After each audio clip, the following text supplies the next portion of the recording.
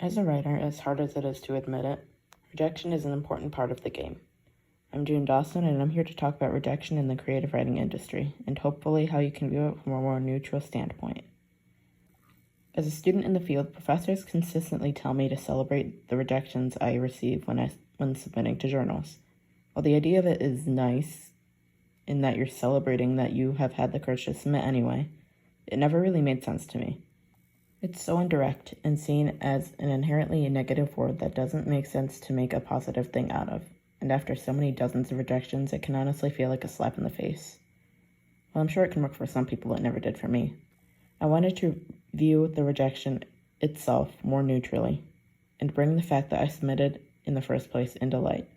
If you're anything like me, you might consider just celebrating the fact that you had the courage to submit in the first place. Instead, I urge writers to continue keeping track of your submissions and celebrating those. You could try getting yourself a little treat after every time you submit something, directly rewarding your own bravery. And on that note, keep track of all your submissions. You can keep a little tally or add to a small collection of trinkets if that's your thing. Since this is a numbers game, celebrate the big numbers. You can even set specific goals for yourself to keep yourself submitting whether you feel discouraged or not, just to reach that number and say you tried to get your work published many times.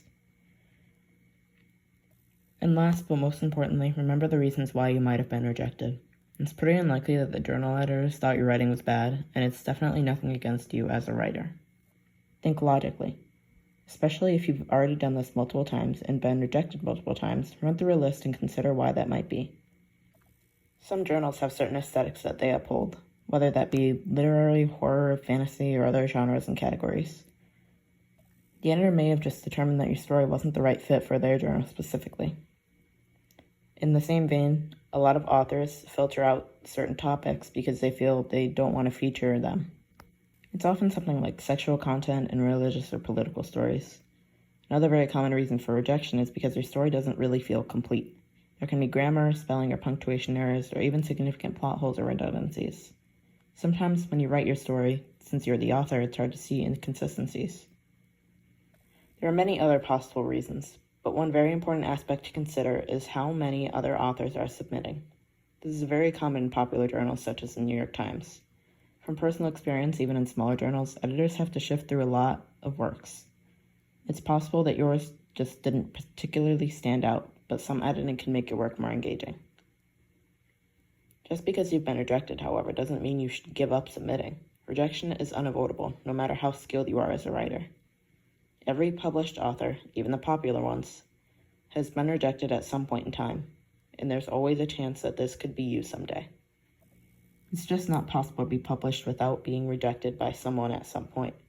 Even writers with impeccable line editing can't always see when their work is incomplete. When you do get rejected, as disappointed as you may feel, there are a couple things you can do to deal with it.